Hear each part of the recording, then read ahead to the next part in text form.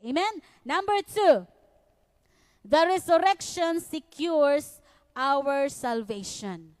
Why resurrection matters? First is, the resurrection proves that Jesus is truly God.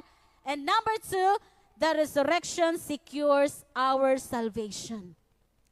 Pinaagi sa resurrection na himo nga kanang secured ta sa atong kaluwasan. Nga hangtod karon makaingon jud ta nga luwas ta. Kita nga nangalagad ni Ginoong Hesus, kita nga midawat ni Ginoong Hesus, ingon nga personal ug bugto nga manluluwas sa atong mga kinabuhi. So, the cross paid for our sins. Katong cross mga igsoon, mao to siya'y kanang proof, katong gilansang siya sa cross nga gihimo nga nahimo nga na bayran ang tanan natong mga sala.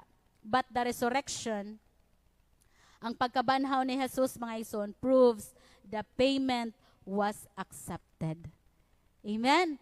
Hallelujah. Sa cross daw, dito sa cross, all our sins are paid. Nabayra na.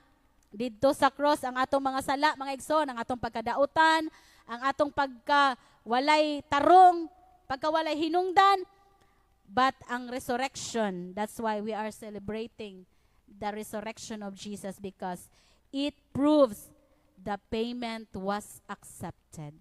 Amen? Hallelujah. So di ba mo malipay ana nga naay ni redeem nato gikan sa atong pagkamakasasala, and then naa pa joy proof, naa pa joy timailhan nga ang kadtong gibuhat ni Jesus Christ accepted to siya, pinaagi sa iyahang pagkabanhaw. Amen?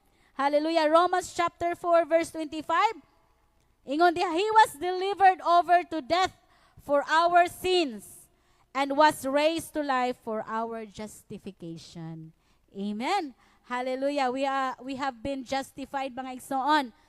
Praise the Lord. So dili ba ta angay malipay ana nga kanang nabanhaw si Jesus and gi-justify niya ang ato ang kinabuhi mga igsoon.